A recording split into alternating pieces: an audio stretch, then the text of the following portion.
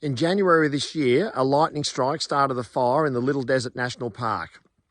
It had a catastrophic effect on the local biodiversity, and due to prior poor forest fire management, burnt 90,000 hectares out of the 132,000 hectare park. It burnt for 8 days and threatened the towns of Dimboola and Garoke, and during that time, countless CFA volunteers and brigades fought the fire.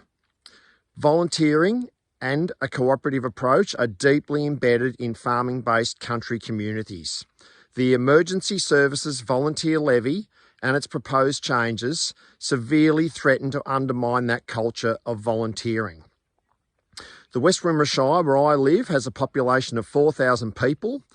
It raises annually in rate revenue, $7.6 million. Farmers contribute 94% of that rate revenue. This next year, they're being tasked by the state government to raise $4.5 million in emergency services levy. Also, over 90% of that will be contributed to by local farmers. So that's $4.5 million that will leave our district annually, that won't walk down the aisle at the local IGA or be spent in town at local businesses who provide jobs for our young people. And that's at a time when that money has never been more urgently needed in regional Victoria.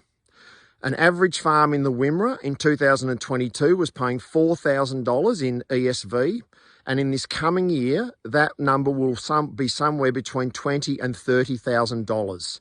At the same time, a house in Metro Victoria will be paying under $1,000. So basically, farming communities are being asked to pay a disproportionate amount of the emergency services levy to fundamentally do a job that they are currently doing for free.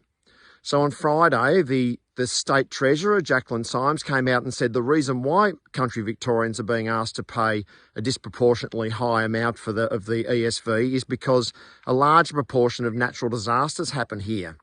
In my lifetime, the greatest majority of catastrophic fires occur on state-owned land, either by somebody not releasing a brake on a railway carriage in Geelong or Melbourne, or the thousands of commuters going past daily between Melbourne and Adelaide on the highway, pulling up in long grass on a hot day or having a mechanical failure, or in state forests and national parks where, frankly, the forest fire management in recent times has been inept. The state government is our most important neighbour, and they have not been meeting the expectations that we have of each other as good neighbours. Victorians have a very, very strong view on fairness and expect a high quality of it in their government.